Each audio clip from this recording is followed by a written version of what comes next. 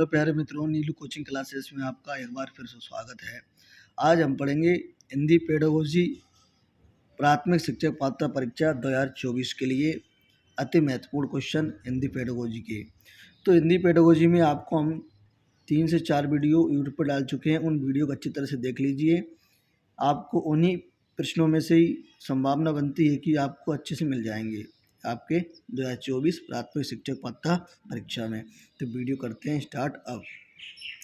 पहला क्वेश्चन है, अनेक बाल बच्चे लिखते समय त्रुटियां करते हैं। बच्चे लिखते समय त्रुटियां करेंगे तो एक बात मैंने आपसे पहले ही बोल रखा है, अगर बच्चे त्रुटियां करते हैं, बच्चे क्या करते हैं? त्रुटियां।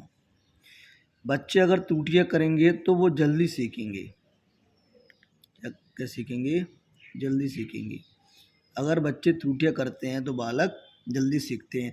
तो उनको क्या करना चाहिए? त्रुटियां करते हैं तो बच्चों को सही और गलत को गहराई से समझने का क्या देना चाहिए? इनको अवसर देना चाहिए। क्या करना चाहिए? बालकों को सही और गलत सीखने के लिए अवसर देना चाहिए। तो इसका आंसर कहाँ है? मैंने आपसे बोल रखा, अगर अवसर आपको दिखेगा, क्वेश्चन के आंसर में आपको अवसर मिल जाता है या फिर आपको मिल जाए संदर्भ सहित, परिवेश, स्वाभाविक, सहज परिवेश मिल जाए। क्या मिल जाए आपको? आंसर में परिवेश मिल जाए, संदर्भ सहित मिल जाए। क्या मिल जाए? संदर्भ सहित। या आपको विकल्प में मिल जाएगा। सबसे बेस्ट ऑप्शन रहते हैं ये आंसर के, परिवेश, संदर्भ और एक क्या मिल जाए आपको भाई? अवसर। अवसर, बालक को अवसर हमेशा देना चाहिए, तभी बालक सीखता है। तो अगला क्वेश्चन है आपका, तो इसका आंसर सी है ना। अगला क्वेश्चन है भाषा अर्जन। भाषा अर्जन शिक्षक की आवश्यक उपस्थिति मांग करता है। नेगेटिव कहते ना है, बिल्कुल काट दो। भाषा की कक्षा में ही संभव। गलत है। भाषा की कक्षा में बालक तो सीख पाएगा यार। बालक तो घर पे भी सीख सकता है, मोहल्ले पड़ोस में, जैसा उसका परिवेश होगा वैसी भाषा सीखेगा। थोड़ी कक्षा में ही सीखना चाहिए बालक को। बिल्कुल गलत। हाँ, मैंने आपको बोला सहज स्वाभाविक। सहज स्वाभाविक भाषा अर्जन कैसा होता है? सहज स्वाभाविक होता है। चलो अगले क्वेश्चन पे आते हैं। अगला क्वेश्चन है, निम्न में से द्वितीय भाषा शिक्षण, दूसरी भाषा, जैसे आप बालक को आप हिंदी पढ़ा रहे हैं, हिंदी के साथ साथ बालक को आपको सिखाना है कौन सी भाषा? आपको सिखाना है संस्कृत सिखाना है बालक को ना। अगर बालक को संस्कृत सिखाना है, आप बालक को पढ़ा रहे हो, मान लीजिए संज्ञा पढ़ा रहे हो, सर्वनाम पढ़ा रहे हो, या मिलती जुलती चीज़ें करा रहे हो जो हिंदी में भी सेम आती है और संस्कृत में भी सेम आती है। तो समास आप बालक को पढ़ा रहे हो, क्या पढ़ा रहे हो बेटा? समास पढ़ा रहे हो। तो समास वही कहोगे कितने प्रकार के होते हैं, बालक से कहोगे समास कितने प्रकार के होते हैं बेटा? 6 प्रकार के, ये आप उससे कहोगे। तो जो एक विषय को ध्यान में रखकर दूसरा विषय पढ़ाया जाए, एक विषय से बालक अगर दूसरा विषय सीखे तो वो विधि होती है व्यतिरेक विधि। कौन सी विधि होती है? व्यतिरेक विधि। अगला क्वेश्चन है, द्वितीय भाषा व्याकरण का मातृभाषा में शब्दशः अनुपात निम्न में से किस विधि के द्वारा किया जाता है? तो द्वितीय भाषा का जो व्याकरण मातृभाषा में किया जाता है वो किया जाता है व्याकरण अनुवाद विधि। कौन सी भाषा में? व्याकरण अनुवाद विधि में। अगला क्वेश्चन है, डाल्टन योजना मिस एलन पार्कहर्स्ट की है। मिस एलन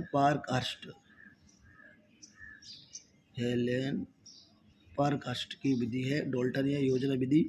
ये अधिकतर बड़े बच्चों के लिए, माध्यमिक स्तर के लिए 6 से 8 तक के बच्चों के लिए उपयुक्त मानी गई, अधिकतर ज़्यादा ना। तो इसका आंसर है पहला। अगला है, निम्न में से साक्षर विधि भाषा की आरंभिक कक्षा में प्रदान की जाती है। तो सामासिक विग्रह के लिए गलत, ये नहीं होगा। सामासिक विग्रह के लिए नहीं होगा, अनुच्छेदन में भी नहीं होगा। इसका अगला बिंदु है खेल में। बिल्कुल सही विधि आंसर है। खेल में बालक को शिक्षा प्रदान की जाए, उस शिक्षा से बढ़कर कोई शिक्षा नहीं हो सकती है जो बालक को हम दे सकें। अधिकतर बालक को खेल में शिक्षा प्रदान करना चाहिए। अगला क्वेश्चन है, बालक को मान लीजिए आप क्या दे रहे हो, निम्न में से एक शिक्षक पाठ को पढ़ाने के बाद अपने छात्रों को गृहकार देता है। गृहकार बालक को अपन क्यों देते हैं? बालक को गृहकार इसलिए देते हैं क्योंकि बालक गृहकार घर पे करेगा तो उसकी पहला ऑप्शन क्या दे रखा है, गृहकार छात्र की स्वाध्याय की आदत का विकास हो सकेगा। छात्रों को व्यस्त रखना नेगेटिव है। गृहकार छात्र दूसरे दिन विद्यालय नहीं आएंगे, बिल्कुल गलत है। विद्यालय तो आएंगे, गृहकार करने छात्र स्वाध्याय की आयत का क्या लिखा है, आदत का विकास ना होना। तो स्वाध्याय मतलब अगर गृहकार बालक को देंगे तो विकास होगा। तो नेगेटिव इसमें क्या क्या है, नेगेटिव इसमें क्या है, गृहकार करने छात्रों की स्वाध्याय की आदत का विकास होगा, या तो सही है। तो नेगेटिव है, तो व्यस्त रखना नेगेटिव है, गृहकार नेगेटिव है, गृहकार की आदत तो सही हमारा बैठेगा, कौन सा बैठेगा, गृहकार करने से स्वाध्याय की आदत का विकास होता है। अगला क्वेश्चन है, भाषा शिक्षण में शिक्षण सहायक सामग्री का लाभ। शब्दों के अर्थ निकालने में बिल्कुल गलत, शब्दों के अर्थ उच्चारण गलत, ना तो शब्दों का अर्थ बिल्कुल गलत। सही आंसर बैठेगा शब्दों के अर्थ निकालने में, शब्दों को उच्चारण करने में शुद्ध। इसके बाद में क्वेश्चन नंबर 9 है, भाषा सीखने के लिए कौन सा कारक सर्वाधिक महत्वपूर्ण है? सभी महत्वपूर्ण, पाठ्य पुस्तक भी महत्वपूर्ण है, बिल्कुल सही। तो सबसे पक्का आंसर कौन सा है? आंसर आपको ऑप्शंस में चारों ही सही रहेंगे, ध्यान रख लेना। आपको ध्यान रखना है, क्या ध्यान रखना है कि कौन सा आंसर बिल्कुल सही है, पक्का है, 100% है। आंसर तो 100% रहेंगे उसमें कि ये लगा दें, ये विकल्प लगा दें, चले अच्छा है, अरे ये लगा दो, परंतु सबसे पक्का आंसर ढूंढना है कि पक्का आंसर कौन सा है, तो इनों में से मिलेगा। तो भाषा सीखने के सर्वाधिक महत्वपूर्ण क्या है? पाठ्य पुस्तक भी बिल्कुल सही है, व्याकरणिक नियम भी होना चाहिए, पाठ पर आधारित प्रश्न उत्तर भी होना चाहिए, परंतु सबसे पक्का है समृद्ध जो भाषिक वातावरण हो, जो सबसे महत्वपूर्ण है इन सब में। अगला क्वेश्चन है, भाषा अर्जन के लिए सबसे महत्वपूर्ण क्या है? पाठ्य पुस्तक बिल्कुल महत्वपूर्ण है, भाषा शिक्षक भी महत्वपूर्ण है, भाषा का व्याकरण ज्ञान भी महत्वपूर्ण है, परंतु विभिन्न भाषा का प्रयोग विभिन्न रूपों में किया जाएगा, ये सबसे महत्वपूर्ण है, ध्यान रख लेना। 11वां क्वेश्चन है, शिक्षार्थियों में पढ़ने की सांस्कृतिक भाषा का विकास। पाठ्य पुस्तक के अतिरिक्त पठन सामग्री उपलब्ध होना चाहिए बालकों के पास, तभी अच्छा रहेगा। अगला क्वेश्चन है 12वां क्वेश्चन है, निम्न शब्द में अधिकरण कारक का प्रयोग हुआ है।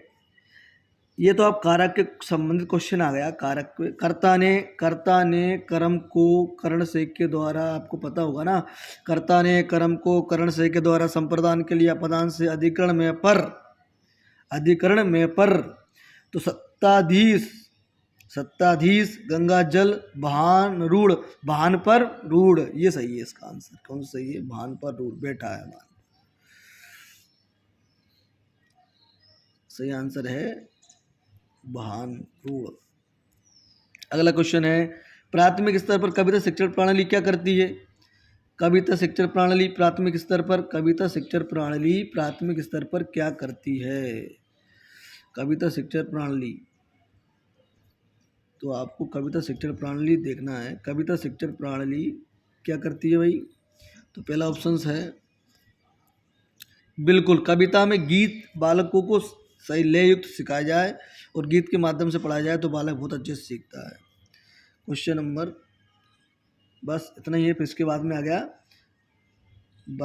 निर्देश वाक्यांश को पढ़कर पूछे गए प्रश्नों के विकल्प, सही वो आ गया। फिर काव्यांश आपके पैसे वो क्या बोलते हैं, गद्यांश पद्यांश आ जाते हैं। तो आपको ये वीडियो कैसी लगी? आपको अगर हमारी वीडियो पसंद आई तो लाइक करें, कमेंट करें, सब्सक्राइब करें। परीक्षा तक आपको ऐसे वीडियो मिलते रहेंगे। हिंदी पेडागोजी के बाद में आपको मिलेगी गणित पेडागोजी के बाद में मिलेगी आपको EVS पर्यावरण पेडागोजी, पर्यावरण के बाद मतलब हर विषय की जो आपको 15 नंबर की पूछ जाएगी, इंग्लिश की सबकी पेडागोजी मिलेगी। तो हमारे चैनल को जरूर सब्सक्राइब करें। थैंक यू फॉर वॉचिंग, धन्यवाद।